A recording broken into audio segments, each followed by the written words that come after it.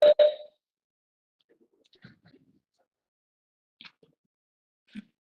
afternoon.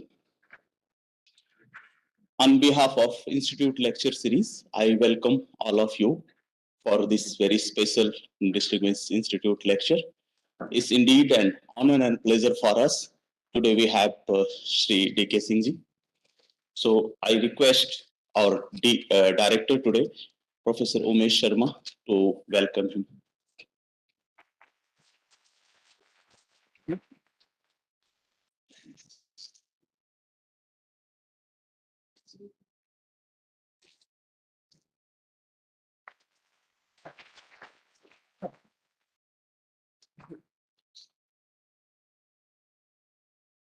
Thank you, sir. I request Professor A.S. Maurya to formally introduce the speaker.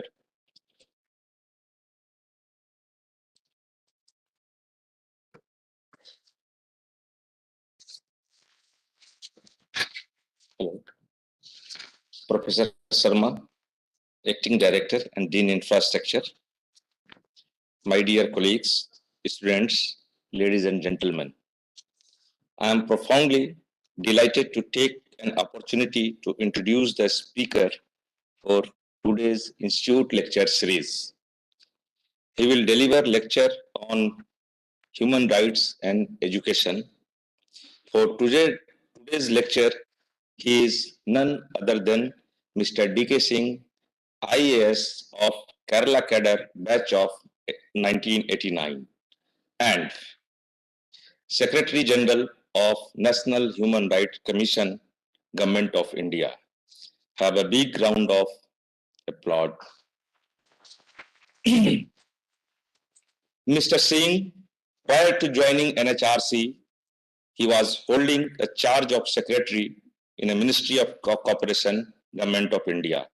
As an IS officer, he worked as a district magistrate in several districts of Kerala, some of Minority, and some other district too. Within Kerala, he also worked as Secretary for Fisheries, Animal Husbandry, Dairy, and Principal Secretary for Agriculture Ministry in Government of Kerala. He also won several award recognition, medals, and some of them are, although list is very long, but I selected some of them. He is one of the key architects of Digital India. He won Digital India Award 2020 in category Open Data, Ministry of MSME. He also won Asia Pacific Council of Trade Facilitation and Electronic Business. Awarded first prize in the trade facilitation category of the project of electronic banking realization, that is e-banking realization certificate as ADG Foreign Trade, Directorate General of Foreign Trade, CSI e-Governance Award for 2012 and 2013, awarded for recognition for electronic bank realization certificate, and last but not the least, awarded gold medal for securing first position in University of Roorkee, done in 1985. With this, on behalf of IITR, I'm inviting Mr. Singh on dais to deliver a lecture on human rights and education for our students, friends, colleagues. Thank you. Please, sir.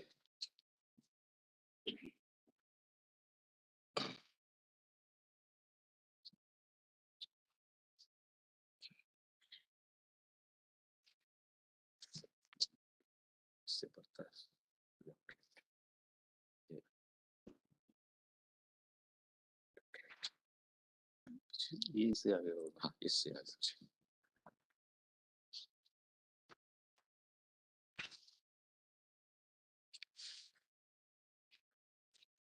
Good evening, everybody. Respected Acting Director, Professor Sharma, convener of the Institute Lecture Series Committee, Professor Yadav, Professor Maurya, faculty members from different departments of sciences, engineering, management, architecture, other distinguished members, dignitaries, students, and dear friends. Today I am really feeling very, very honored. I'm fortunate that Institute has invited me to interact with young minds. I consider it a privilege for me. I consider my period which I spent here as the golden period in the campus. And let me convey my gratitude to then faculty members, especially Professor V.K. Dave, Professor R.K. Goyal, Professor R. Avasti, Professor D.C. Srivastav, Professor Banam Prakash, and many other faculty members who really taught us and gave insight not only to the earth sciences but also other aspects of life. Today, I will be talking about human rights and its linkages with education. Human rights has always been part of our Indian society, Indian culture, Indian ethos.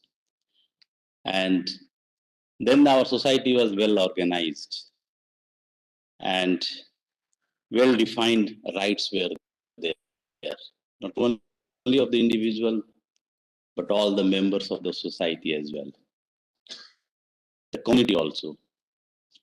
And you must be knowing that very foundation of the Indian culture was Vasudhaiva Kutumbakam, where we consider the whole earth as one family. And this Indian philosophy completely gels with the international understanding of the human rights. And one of our founding pillars is Sarve Bhavantu Sukhino, that let everybody be happy.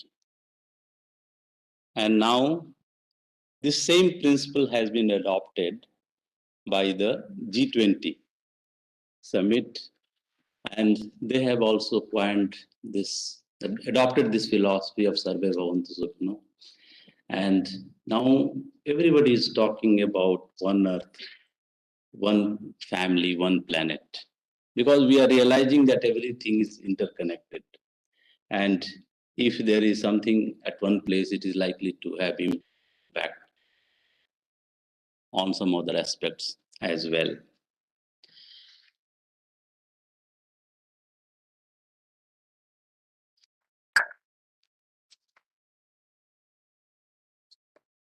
What are human rights? Human rights are acquired by birth, and these rights are inalienable. It is available to all. It doesn't depend on the citizenship. So even if there is a visitor from other country in India, he still has that human rights, even if it is not written on his visa, you see, on his passport, but he still is entitled to those human rights which are available by birth, as because he is a human. In India, we formed this National Human Rights Commission, and this commission has 6 members, 1 chairperson, 5 members.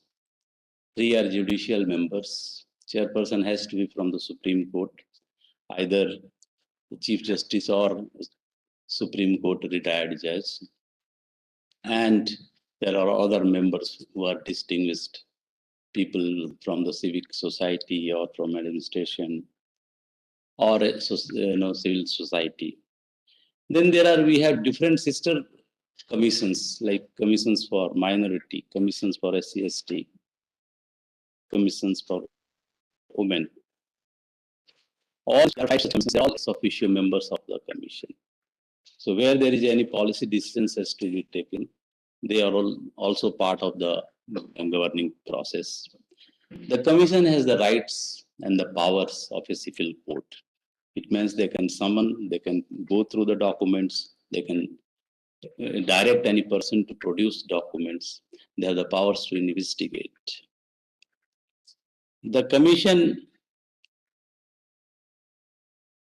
is a accredited commission. A accreditation comes from certain principles which are known as Paris principles, and these are given to some organizations in the human rights based on 6 principles that they should have mandate and competence. They should be complete autonomy from the government. They are totally autonomous from the government. Their guarantees is, independence is guaranteed by the statute or constitution itself. Then the members indicate different sets of society. Pluralism has to be there. There has to be adequate resources to function independently, and there has to be adequate power of investigation.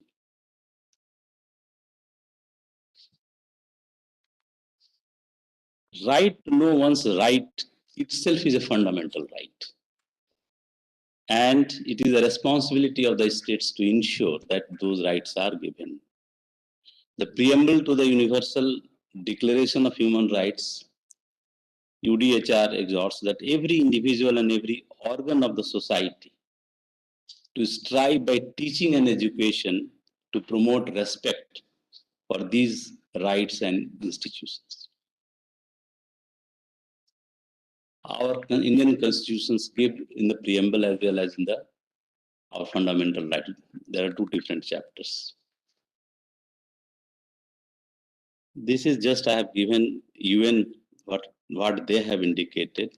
But the Article 26 of the Universal Declaration of Human Rights, there are 3 clauses, and basically it talks about the right to education as a human right.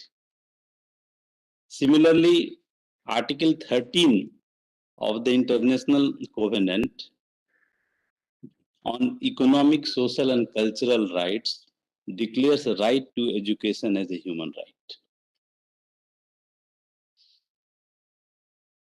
Article 28 and 29 of the Convention of Rights of Child makes vast provisions for the education of the child, free and compulsory education.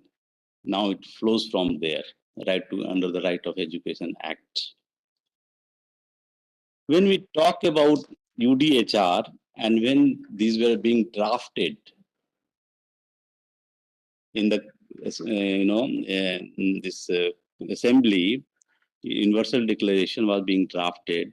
The representative from India was Hansa-Ben Mehta. And the first sentence when they were drafting it in the UN Human Rights Commission, the first line was, all men are born free and equal.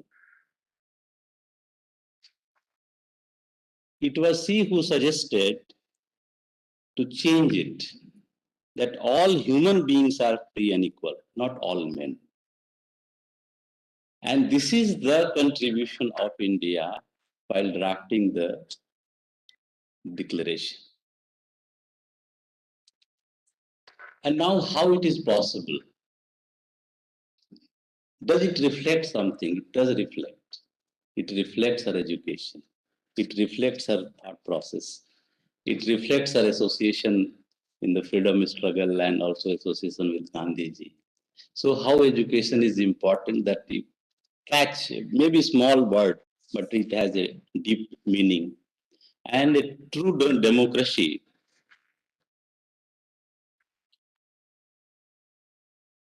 is one where education is universal, where people understand what is good for them and how to achieve that. That is our goal.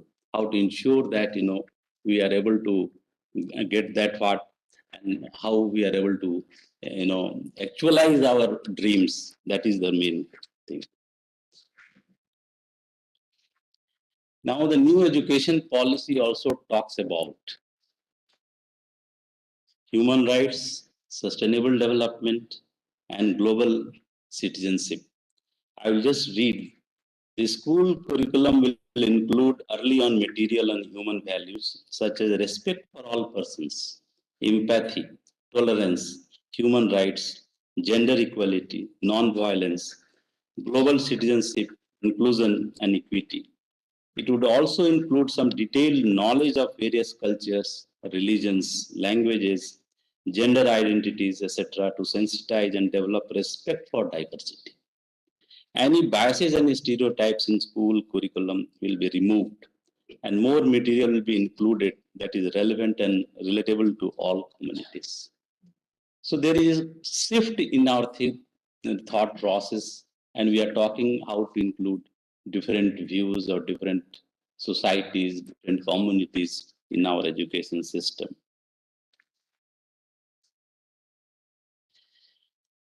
National Human Rights Commission, there is a specific section in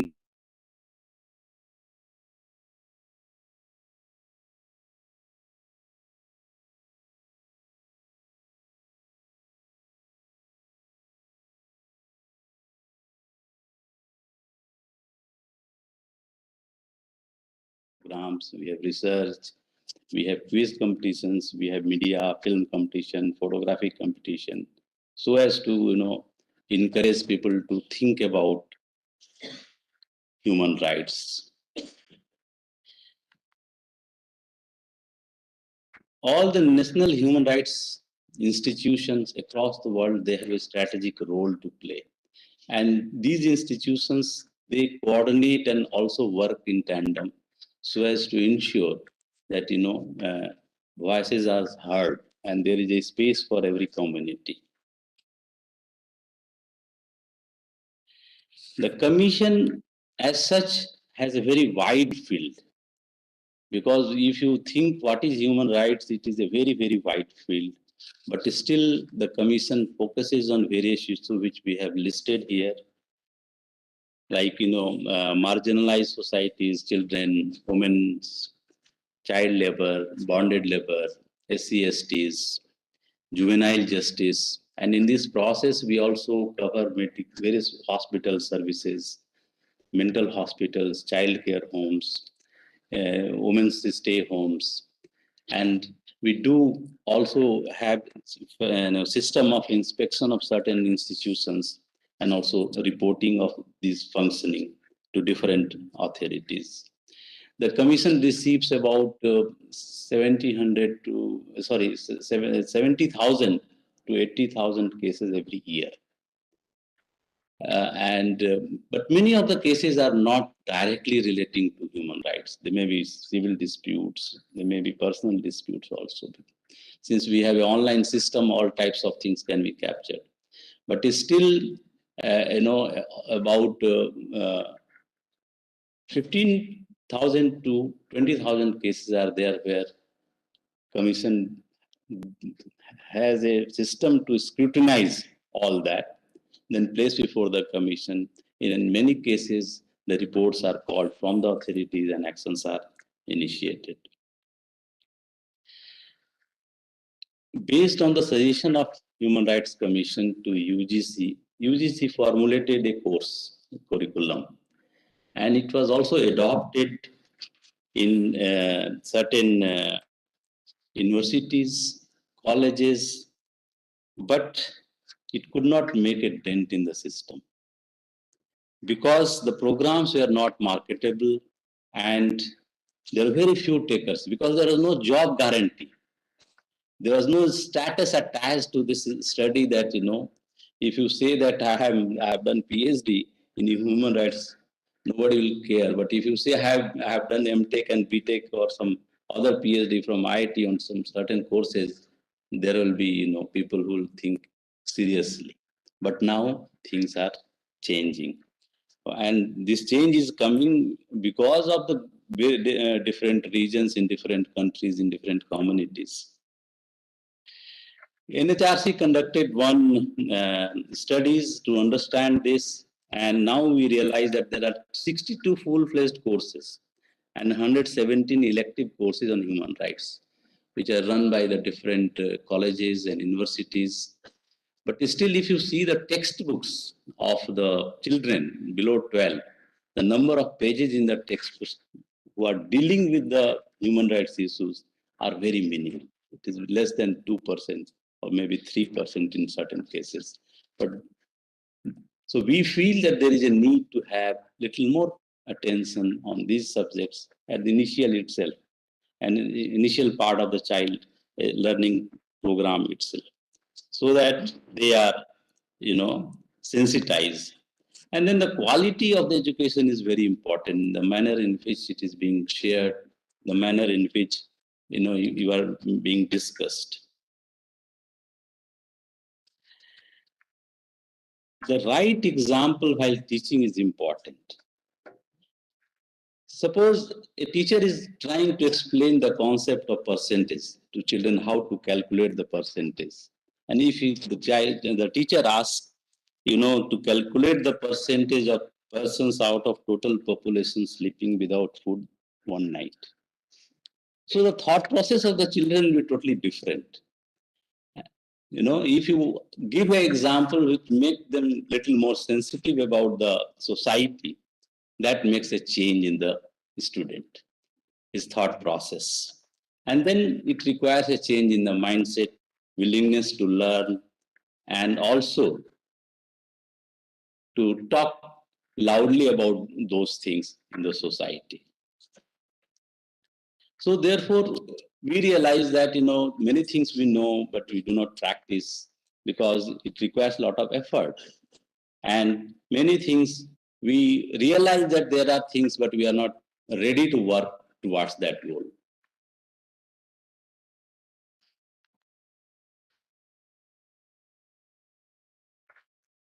IT is a technological university, and most of you must be interested in artificial intelligence. We have working, many universities are working in creating, technology-enabled cars, transport system. And in that process, we are also developing driverless cars. But the thing we are discussing that how far it is going to help our society. Can India afford to have cars where there are no drivers?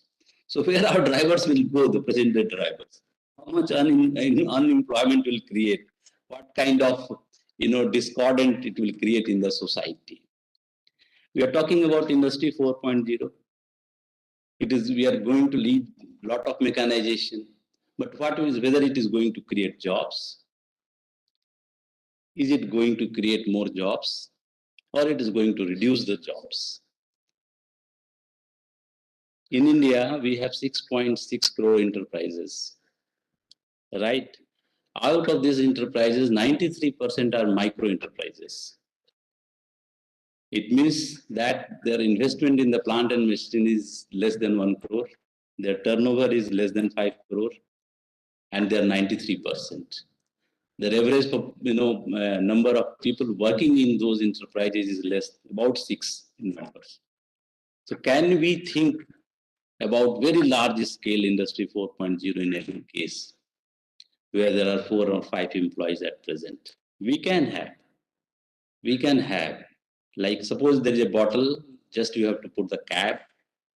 It can be operated without any, man. Totally, it can be made 100% mechanized. No manpower is required in that room at all. And today, at least 2 or 3 people are doing this job. Somebody is bringing the bottle, somebody is bringing the cap, then there is a punching machine which is making the cap, and then it is coming out. This can be done by, without any manpower, but how far we should do it? Then I will also give an example of hazardous cleaning, manual scavengers. And there are many deaths due to that. And Commission has now given a direction that if there is such death occurring in any part of India, then it must be reported to Commission in 48 hours, just to discourage that. And now government has announced a scheme also in the budget, National Action Plan for the Mechanized Sanitation Ecosystem, Namaste. And we hope that it will improve the condition of the part of that society. This abuse of the technology, one more example would like to say that we are worrying about the child and sexual abuse material, CSAM, which is available on the dark web. And where this payment is done using cryptocurrencies or bitcoins. And there is a 15,000 times increase in the viewership of such material. And this is an organized crime, and it is increasing day by day. And Commission is going to hold a national workshop also on this subject. And we are trying to get many technical experts. Just to highlight occupational safety, health, and work conditions, there are a lot of accidents happening. And these number of accidents happening and causing death is 9 times more than the custodial death. We discuss about custodial deaths. There is a prominent coverage in the newspaper. But if there is a death due to accident happening in some services or some manufacturing, it is not discussed much. And we just see, yes, something has happened, but it will not be. So why it is so? Is it due to lack of our concern, or there is something which is missing in our system? How we are neglecting this, and we have to be careful on these because challenges are relating to occupational safety. It requires a different approach, and it is happening. Similar is the designing. We are designing different things, and we are not very sensitive. We go to different places and we realize that this could have been little better. It is not meant for elderly people. Sometimes we feel that this auditorium is not meant for elderly people. The sitting is not adequate. The spacing is not adequate. In Kerala, there is a very famous story where a bus stand was built, but bus was not able to enter, because the level was very low. And when I was additional principal chief secretary in agriculture, a proposal came for the construction of poultry sets. So the cost has to be approved. So I said, can I see the diagrams? So they said the diagrams are not there, but it is a typical building. So I adjourned that because I wanted to see the diagram. So to my horror, this was the typical building, which has no relationship with the poultry. So because we are not sensitive to those things, those needs, and we think that yes, government has to spend some money, we do spend some money. Suppose we design toys for the children, and if it is very sharp, it is likely that it will damage the child. And if there is such damage at the beginning of a human being, just imagine what is the cost which society is going to incur for the next 40 years on that person, and how it is going to affect the GDP of the country if we have, say, 6 lakhs or 10 lakhs of such people in India. So just to calculate that what is the social responsibility and additional cost which a society has to bear.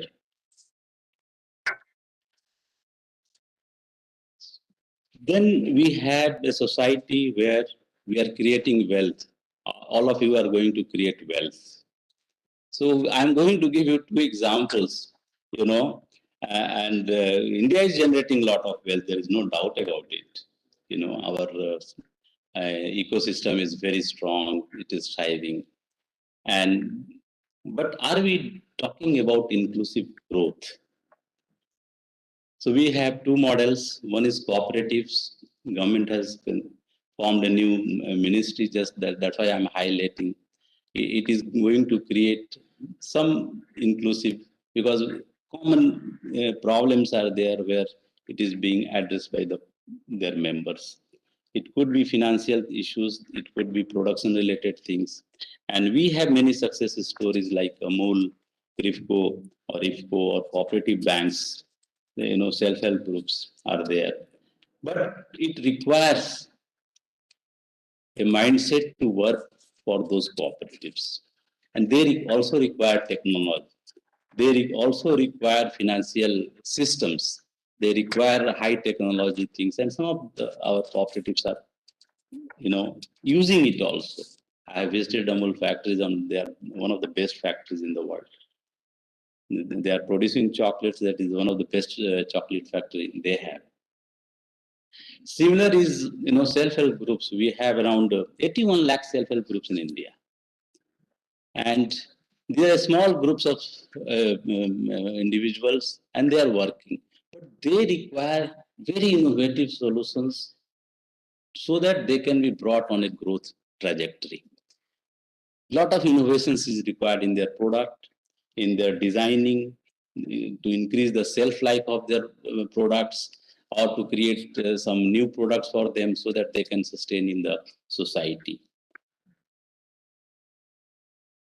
Similarly, the housing, a lot of things are happening in climate due to climate change.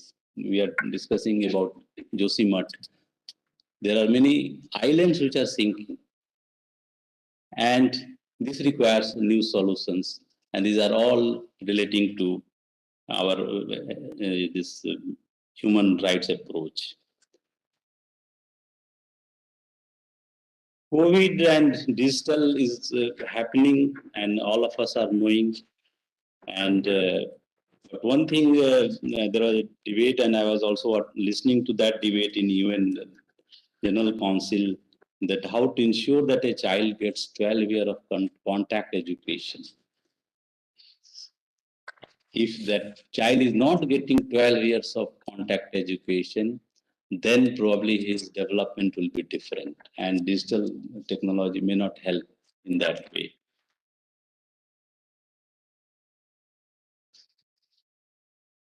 Then there was talk about changing fuels, and again it is going to have a impact on the different jobs and their relating families. And last, I'm going to just say about mental health, where the Commission is working closely now.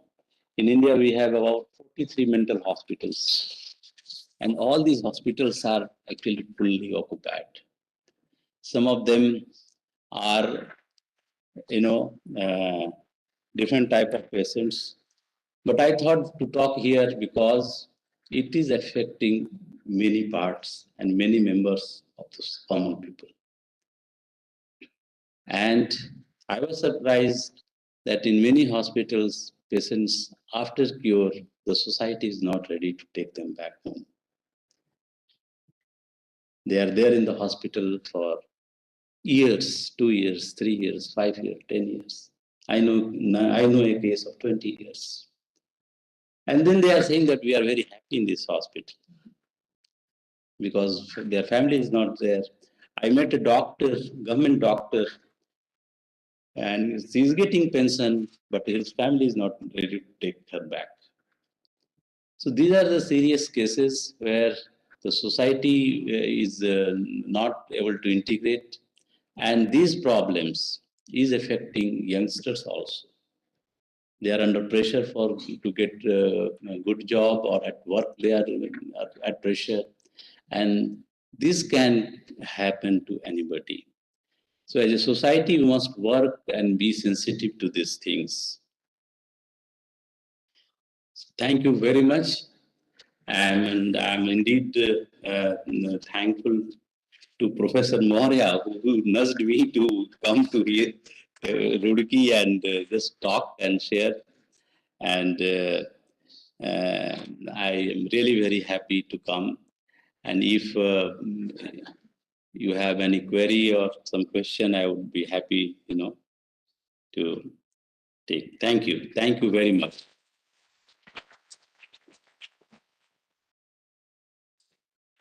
Thank you very much, sir. So you talk about the NHRC, its composition, definition, and human rights in United Nations and some other country. You also talk about the various check and balance in and the responsibility of the National Human Rights Commission. We also talk about the education system, factories, and different sector where these human rights play a vital role to protect one's individuals, that is birthright, that is national human rights. So thank you again. Now this session is open for some few quick questions. Yeah.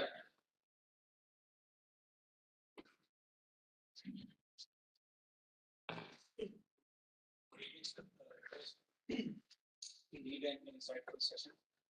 My question would be, sir, the topic of the session was about human rights in education. Every day, more on a gap of 2 days, we hear that small children are beaten and by the principals or the teachers for touching an urban pot which is kept in the school, or such serious cases are being heard every day.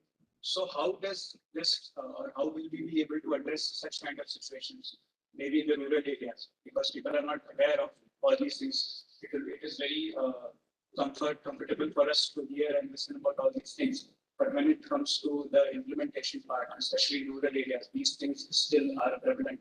So how can we be able to address these questions? Should be found? Yes, sir. Yes, sir.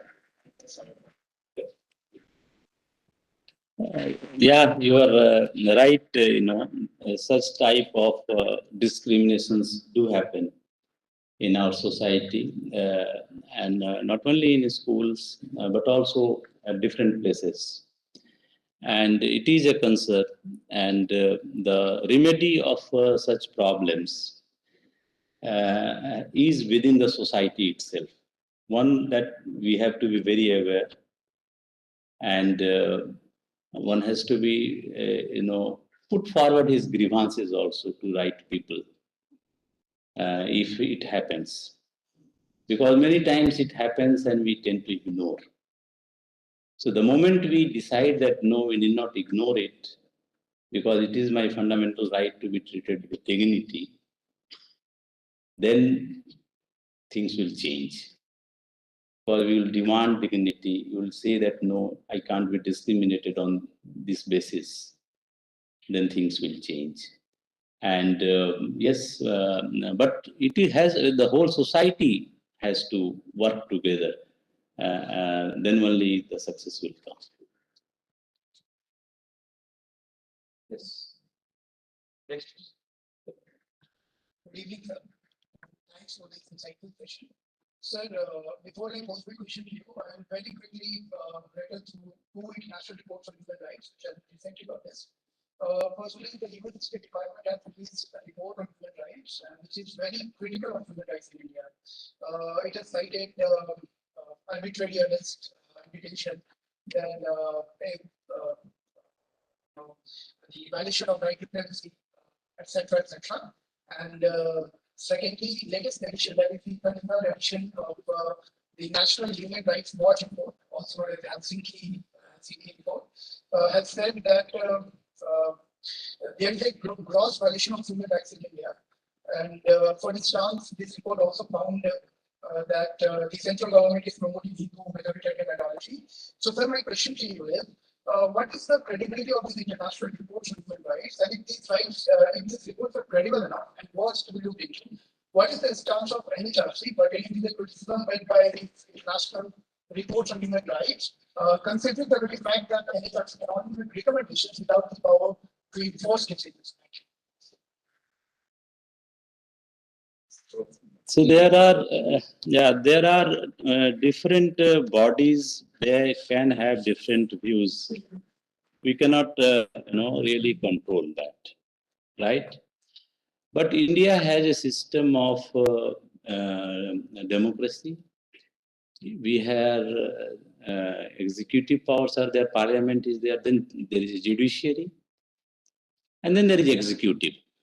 So these three, and then plus media, these four power pillars of democracy. It is very vibrant in India. There is no doubt about it. There's these pillars, all four pillars are very vibrant.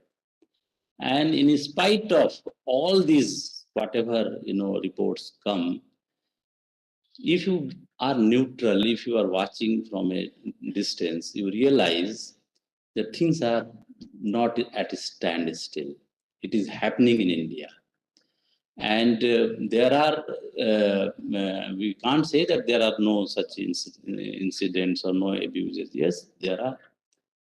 But the extent and degree, its interpretation, it constitutes in what context it has been said, it may differ from one country or from one person to another. The perspective will be different. And in many cases, somebody will, get involved in that incident, either the judiciary or the executive or the Human Rights Commission itself. So it is not that nobody is attending to that. And there are instances where on the same incidents, different courts also take simultaneous cognizance. High Court also takes, Supreme Court also takes. And if this judicial High Courts or Supreme Court has taken the cognizance, NHRC will not take the cognizance. Or if already cognizance has been taken by NHRC and then courts take over, then NHRC then wait for the verdict of the court. So we will go a little slow and we will wait for the verdict of the court. You are right that the commission has only the powers to recommend. And most of the recommendations are in the form of compensation. If we are, sure that, some type of discrimination or some type of things has happened, serious, which is very serious in nature, then commission do grant compensation. And in more than 96% of cases, the compensation is, awarded by the state authorities. And in few cases, they do go to the court as appeal. The Act has no provision of appeal. You see, the Act has no section of appeal. It means the verdict given by the commission is final, except that they can file a writ before the High Court or Supreme Court. And who can file?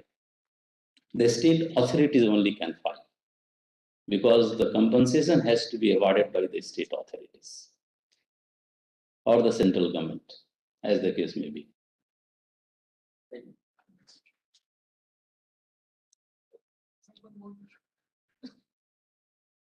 Tell your name. So my name is Suraj. Graduate from IIT. Sir, what is your take on whether the recommendations of NHRC should be made obligatory by governing the Protection of Human Rights Act 1997?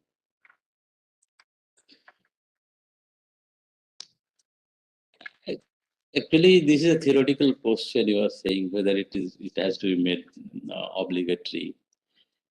In practice, it is obligatory. You see, there are one thing that it is not written or written, but in practice, it becomes obligatory. Or you go to court and challenge this judgment. And this compensation is granted mostly in case of death, which has been caused due to negligence of the authorities. Maybe custodial death, maybe negligence in giving health treatment, and negligence in some other aspects, which are really very unfair, where we realize that there has been very, very unfair treatment. your name and question should be called. So my name is Aditya, and I'm posing very two quick questions to you. Sir, in your practice and in your experience so far, what is the biggest achievement or contribution of NHRC to the nation, first of all? And second is, in the capacity of a normal citizen, what are the options available to us to report any cases in case we come across in our nearby surroundings to report it? Thanks. I will reply first to your second question. See, we have an online system where the grievances can be, reported. And there are two or three types of situations where one, the person himself who is aggrieved is filing the complaint. So that facility is there. Then there are complaints which are filed by the civic societies also. We also call them human rights defenders. And they are organized, they know how to approach and in what manner to approach. And they can also file online petitions to the commission. And we encourage and we give value to those complaints which has been filed by the human rights defenders. So suppose if you are filing for somebody else, and if you are recognizing yourself that I am a human rights defender, and this is the thing, so usually you will take a very serious view on your complaint. And because we know that some processing has been done by you. You really feel that this is a merit. This case needs to be considered by commission. It is not a frivolous complaint. This is what I'm trying to say. Or this is not a private dispute between two neighbors or all that. But yes, there is some seriousness in that. The first question you are saying, what is the contribution of NHRC? See, then this Human Rights Declaration was done in 1948, and NHRC came into existence in 93. After quite a gap, and earlier the thinking was that we have fundamental rights in the Constitution. Preambles has given certain obligations. Then we have directed principles of the state, and this will take care of the needs of the people. But then there are international laws, international requirements. Then the government took a decision that yes, we should have a commission, and the different type, because the many things has happened during the last 93 onwards, and many systematic improvements in the delivery of the justice has happened due to NHRC. I will give you one example. Custodial death. If there is a death, either in judicial custody or in police custody, it has to be reported to commission in 48 hours. So if you see the and not only report, then they have to give so many things. Postmortem report. The postmortem, while doing postmortem, it has to be video recorded. So these things has developed not in 1 day or 2 days. Over the years, these things has been ensured. And if you see the data of custodial death, these numbers are coming down. Why? There is a lot of sensitization in police force. There is a lot of things happening. Like, and many courts, Supreme Court as well as the NHRC has worked many times together. And you know that now CCTV has to be installed in police stations just to ensure that there is no torture if he is in police custody. Then there are systems of ensuring medical treatment to inmates. And there are certain judgments of Supreme Court, but to ensure that they are being followed, in letter and spirit, teams of special rapporteurs of NHRC visits jail. They submit reports that what is the conditions of the inmates. Are they getting nutritious food? Are they being medical doctors are visiting to them? So a lot of systematic improvements has happened in many things, including the mental hospitals. There are Supreme Court directions to visit Agra, then Gwalior and Ranchi mental hospitals. Earlier, they were asylums. They are known as asylums. I visited many mental hospitals where I found that, it is something like a jail, All the rooms have, iron rods, gates, and it doesn't look like a hospital. It looks like a jail. And there are manuals to how to, maintain those rooms and how to treat them and all that. So now there is a sea change after the Mental Health Act in 1917, it has been passed. So things have changed dramatically and a lot of improvements has taken place. Similar is the case in child care homes, women care homes, to ensure that there are minimum standards are complied with it by the different institutions, authorities.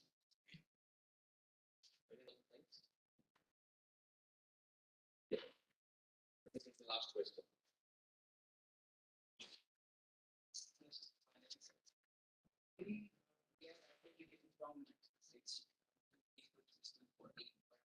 Some European countries does provide free education. Their country citizens and also people. Why don't we have right to higher education in our countries? Steps are the government taking.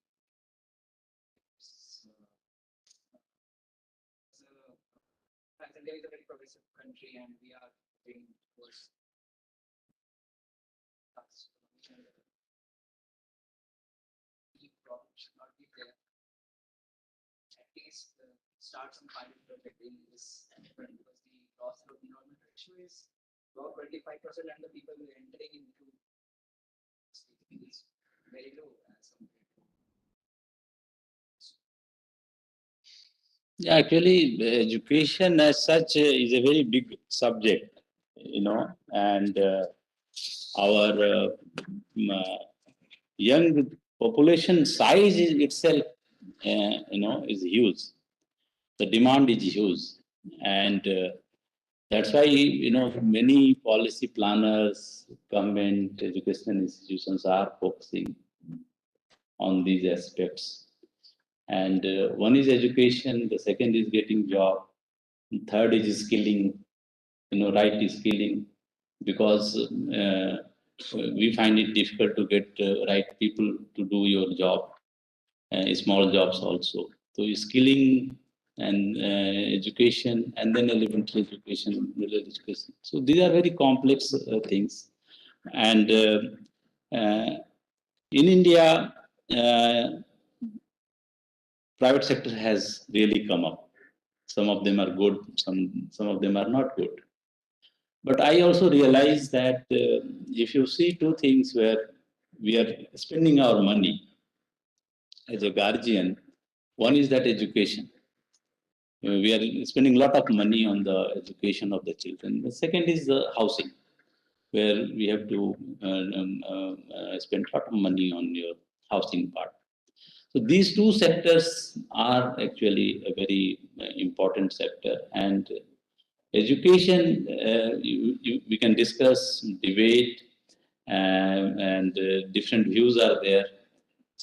What should be done? To me, actually, the most crucial, if you leave the higher education, I'm not talking about education, higher education in best institutions, okay? I'm talking about something different, which is lower than that, where right skilling can be done.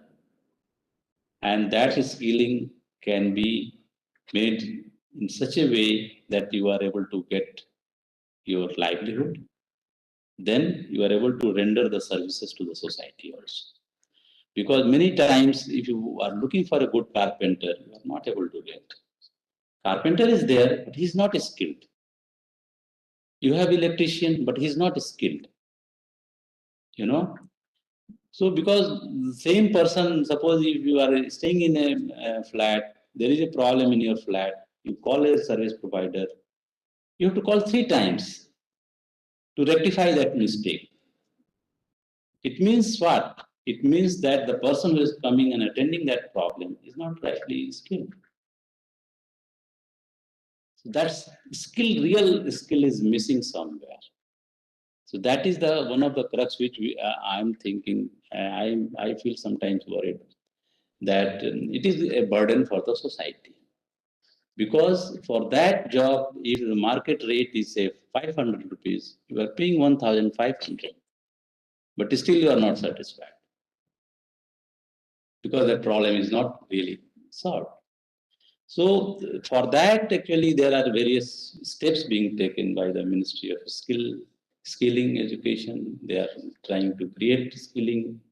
Then Ministry of MSME has a different set of tool rooms. Now they call it technology centers, where right skilling is given on machines, high-end machines also. And people who are coming from those institutions, they are really highly skilled. Or I would say they are appropriately skilled to handle that job. And they are commanding also good value in the value chain of the employment. They are getting good salary. There is a demand for those people. So that type of things are developing, and that's why we are also now having this gig workers concept, that they come to do the specific job for you and they go. So for any industry, for any services, particular skill set is required. You call only that people for say 1 week or 10 days to do your job. He will come and do your job. He's not 100% your employee, but yes, he will perform job. He's certified in that skill, and then he performs that job, and then he go back. Hopefully. Sir, I'm taking liberty to ask one question. Is there any right for the great human body? Oh, this is a very beautiful question, and this question came during COVID, and because there was, yes, and that time in May, that was the Delta peak. We were very disturbed mentally. Even I was very disturbed because we were working from home for a few days. There was so much of fear psychosis that nobody was venturing out of the home. And we were glued to TV. TV was the world for you. And we were seeing very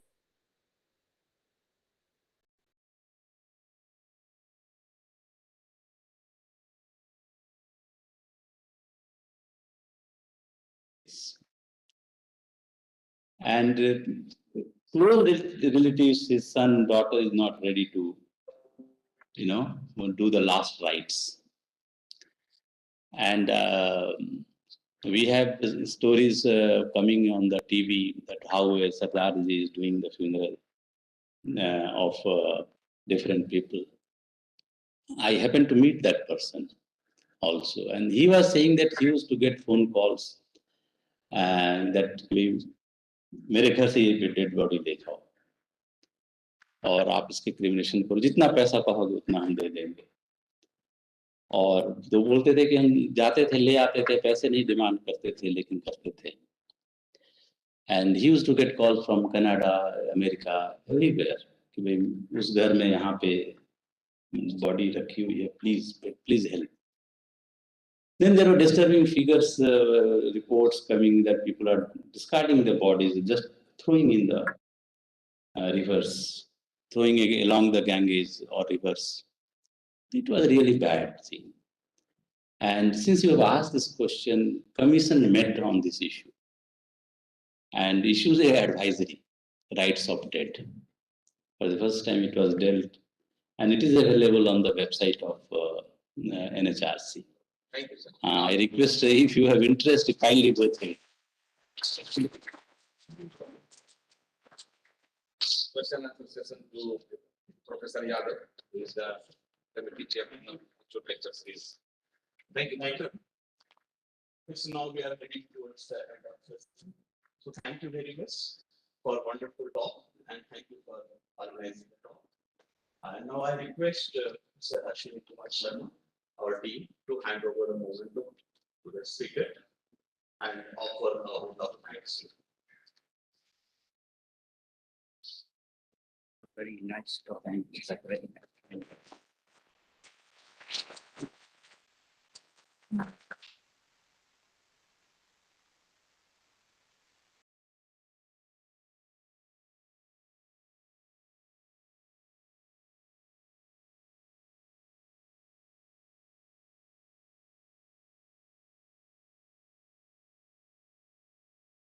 A lot of things. So I'm here to